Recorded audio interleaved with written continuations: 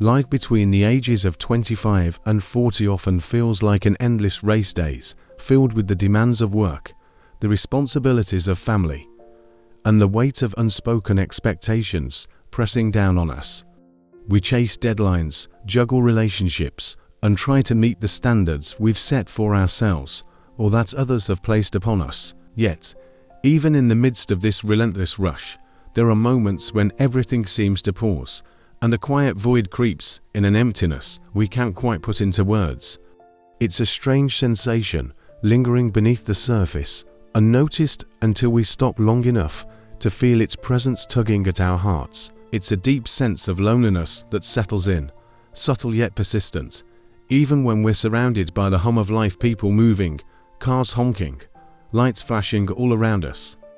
We're part of the crowd, yet somehow apart from it, wrapped in our own thoughts, disconnected despite the vibrancy outside. Loneliness doesn't care how old you are or where you stand in life. It slips into your world unannounced, like a guest you didn't invite but can't ignore.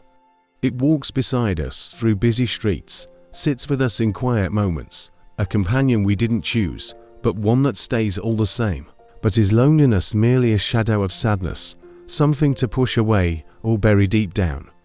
Or could it hold a deeper meaning, a quiet call to explore something more within ourselves, something waiting patiently beneath the surface, asking us to pause and listen to what it might reveal? In the teachings of Buddhism, loneliness isn't seen as a burden we must flee from or a darkness to dread. It's a natural part of being human.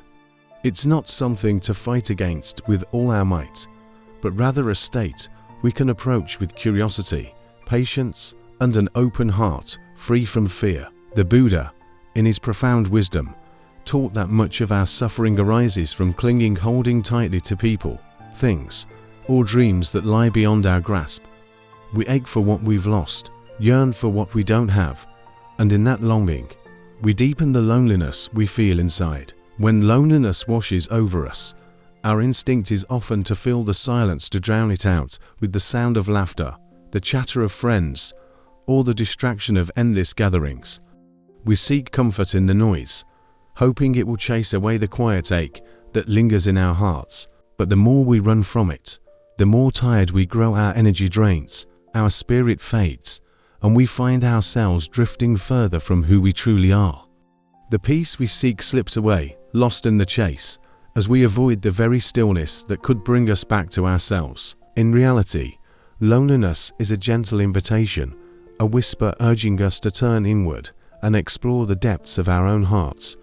It's not a void to fear, but a space where we can sit, reflect, and discover truths about ourselves that the noise of life often drowns out. It acts like a mirror, quietly showing us the parts of ourselves we've overlooked, the doubts, the dreams, the pieces we've tucked away.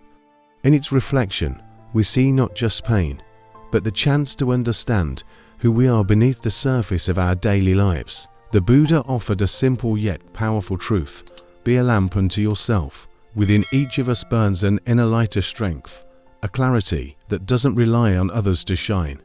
It's a guide we carry, waiting to illuminate even the loneliest corners of our being. When we stop resisting loneliness and instead sit with it bravely, without shrinking back, we begin to unravel its lessons. It becomes less a burden and more a doorway, leading us to a deeper connection with our own mind, our own soul. True happiness doesn't depend on how many voices fill our days or how many hands reach out to us. It's born from the way we learn to sit with ourselves, to find comfort in our own presence, to be our own steady companion through life's ups and downs. Loneliness isn't an adversary to conquer. It's a wise teacher, guiding us toward inner peace. It shows us that within our solitude lies the potential for strength, for growth, for a quiet joy that no external force can take away. So how do we make loneliness a friend instead of a foe? Let's explore 3 simple, practical steps you can weave into your busy day. Small actions that don't demand much time but can shift how you feel, helping you find peace amid the storm of solitude. First, take a moment to breathe and observe. Find a quiet spot, sit down, close your eyes if you can, and let your breath flow naturally, slowly in, slowly out. Feel the loneliness in your chest. Name it gently, and let it be without pushing it away. Second, anchor yourself in the present moment. Pause to savor something small, a warm cup of tea in your hands, the steam rising softly, the taste lingering on your tongue. It's a tiny act, but it pulls you back to now, easing the weight of being alone. Or give yourself a few precious minutes to listen to a favorite song, letting the melody wash over you, or step outside to watch the sunset paint the sky. These simple joys don't erase loneliness, but they soften its edges, making it easier to carry. Loneliness won't vanish in an instant, it's a guest that lingers. But when you slow down and notice the world around you, the trees swaying, the light dancing, it begins to feel less heavy, less overwhelming, more like a quiet companion than a burden. Third, share a bit of kindness outward. When you've sat with your own loneliness, you start to see it in others too, their quiet struggles, their hidden aches. Reach out with understanding, with a word or gesture, and watch how it bridges the gap. It could be as small as sending a quick message to a friend, "How are you?" or offering a warm smile to someone you pass by.